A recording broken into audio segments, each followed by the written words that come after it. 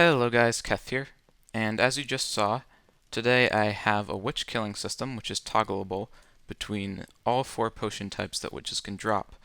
So this was a very common suggestion from my last tutorial, and I've made it pretty easy. All you have to do is flick the lever, place the TNT, and what you can do is actually hold a looting sword. This was another common suggestion, and it does actually affect how much the witches drop. So all you have to do is hold the looting sword just before the TNT blows up, and you will get more drops. Now, the only thing that's a little tricky is the speed potion.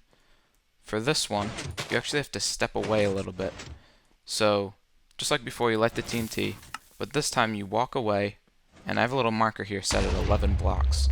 So you have to be farther than 11 blocks, but closer than 16 blocks for this to work.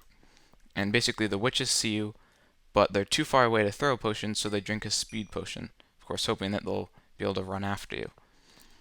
Now, back here, the redstone might look a little complicated, but I'm going to break it down to three parts.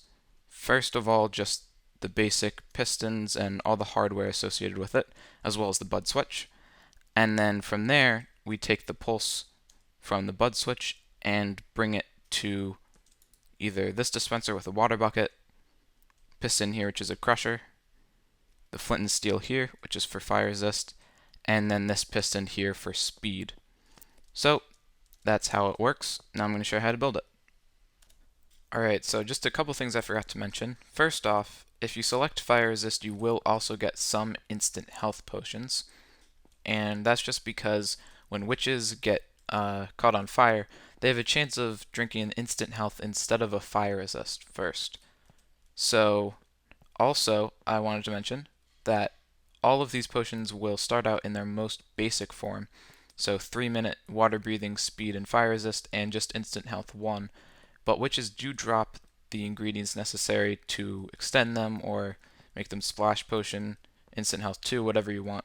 So that's really useful. You could even make it automated into a brewing system with the hopper down here. And the only other thing was that at the end of this video, I'm going to show you a couple tricks for covering up these pistons and redstone and stuff like that, and also show you the little chest trick too. So, to start off with, this is the spot where your witches will fall from. You dig 2 blocks down, 2 blocks to the right, 2 blocks back, and 1 block down there. So, right here you place a chest, hopper facing into the chest, and hopper facing down, and then here you're going to place a piston. Now, this is where your witches will fall, so you just build up about 4 blocks on all sides. And then I like to use glass for the center here. Oh, and I'm Steve for some reason. Alright, so this piston has to be extended by default. So what we're going to do is place a redstone torch there, and whatever your floor block is on top of that. And then just dig a couple blocks there so you know that that's the block that has the torch on it. Okay, so now for all your little devices which will make the witches hold different potions. First off, a dispenser here and here on the other side, both at ground level facing in. Then on this side you have another dispenser also facing in, 3rd block up. And here you have your crusher piston, 2nd level, connected to the block adjacent to the witches. So now for your interface, you're going to have a space of 1 block between the dispenser and then 2 blocks here which will have levers on them. And then here, same thing, space of a block and then 2 blocks there with levers on them. And you can go ahead and put redstone torches on those blocks just now. And then lastly, let's make our bud switch. So 4th block up, 1, 2, 3, 4. Place a sticky piston facing backwards, and then your redstone block out to the left here. Just get some redstone stuff. We're going to go out and then up and over this. Oops. And then along here. So this block is the block that will power the piston diagonally, and this repeater is set to full delay. connect that up, and now it's a bud switch. So you see I hit it once, it extends, hit it again, comes back. So last thing down here, we're just going to place a piece of redstone dust, and out of there we're going to have a repeater, full delay, into a block with a piston facing upwards beneath it. So when this gets powered, the piston will extend and only allow one tick pulse through. And then we're going to pick that up with another repeater facing into another block, and then you're going to get redstone signal from there, which will go to all of your devices. So that's it for the basics. Now let's move on to wiring up the specific redstone for each potion. Okay, so we're going to start off with the left side wiring. You need a water bucket on the top dispenser and the bottom dispenser. So the bottom dispenser is the water that's just sitting there always and prevents the TNT from blowing up. But we don't actually want it there right when the TNT is lit, because a few of the things that make the witches hold potions require the witches to be down at the water level and not jumping up and down. So first of all, we're going to take the pulse from the monostable circuit to a block here, go down one with redstone, and then a repeater and redstone again. So that'll turn it off, and then we need to turn the water back on, and we're going to do that with a repeater here, set to max delay, into redstone dust, 3 repeaters, and then once you get this repeater here, block, and another repeater. And all these are set to max delay. Alright, so that does it for the bottom water bucket dispenser. Now let's wire up the piston here. So this block right here gets a redstone torch. You dig down 2 blocks just like so, and redstone dust there. And then on the side of this front block, we're going to have a redstone torch. And you dig along here and just place redstone dust. Remember, this is the block which has the redstone torch on top of it. And be sure not to place redstone dust here, because that'll make your torch burn out. And then just replace the floor with whatever blocks you like. Okay, on to the wiring for the water breathing potions. So first off, we're going to start with the torch that powers it, which is a block there and a torch right there.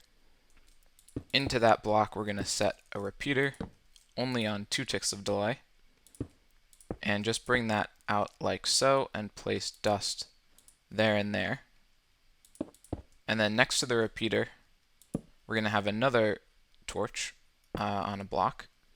And this is what's going to receive 2 pulses, one to turn it on, one to turn it off, from the monostable circuit over here. So you're just going to build to the side like so. We're going to have redstone dust, a repeater, and a block just like so. And then from this block, we're going to take 2 pulses, one forward, one to the side, just like that. And this one is going to have 2 repeaters, both set at max delay. And this one will have 1 repeater set to 2 ticks of delay. And then run redstone up from this repeater to the block. So when the monostable circuit gets triggered, this will receive 1 pulse from here, and then 6 ticks later will receive another pulse to turn it off.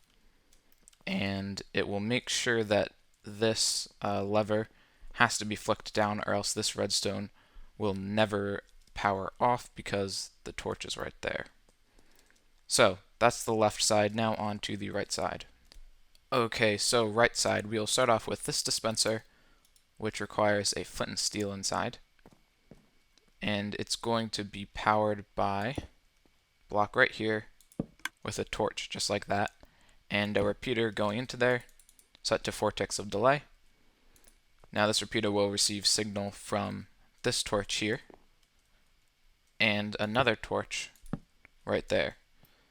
That torch is going to be powered by a line of redstone going like so, 2 repeaters, maximum delay, into a block, and another repeater also set to maximum delay. And that's all the wiring you need for the flint and steel. Now for this piston here, we're actually going to do a similar thing, just a couple blocks up. So right here, we will have another repeater set to max delay, and we'll take a signal from this redstone torch to the repeater, and then another torch like so, and this is going to get signal from the monostable circuit. We're actually going to pull the signal up right here, just go up like so, and then to the side into a repeater set to max delay. And then last thing we need to do over here is set up the pistons, which will push the TNT onto the witches and also prevent the experience from flying up. So just pistons like that. Make sure the bottom one is in line with the bud switch, and then a lever there will control them. So place your TNT, pull the lever, light the TNT, and then let it go back. And last thing, just a couple of fine tuning. We need a half slab right there, and it's actually going to be a top half slab, so place a block right there. That'll allow us to light the flint and steel. We can build up all around here, just like so. And then as for these dispensers, make sure that the bottom one is a default of an empty bucket, so the water's out, and the top one, default of the water in. And there you go. So you have just completed your witch farm. You can toggle these. The levers go water breathing, speed, fire resist, and then instant health. And there you have it. So now I'm just going to show you a couple tricks for hiding some of this redstone. So the decoration for this is totally up to you, but I do highly recommend putting a marker 11 blocks out and a wall at 16 blocks out, and that just prevents you from going too far back. Remember, between 11 and 16 blocks is the distance you want to get a speed potion. Now over here for this chest, what you can do is a little trick.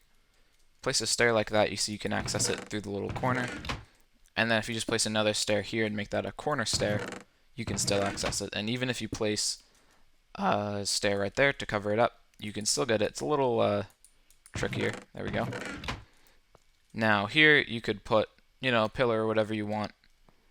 For this torch right here, I recommend just some stairs like so, and you can mimic this upside down stair on the other side. Really totally up to you. There's not a whole lot you can really mess up with the redstone as long as you don't touch it. So that's all for this tutorial. I hope you enjoyed. One last thing, make sure that before you use this, your bud switch is at a default of not extended. And that's all. So thank you for watching, and I will see you next time.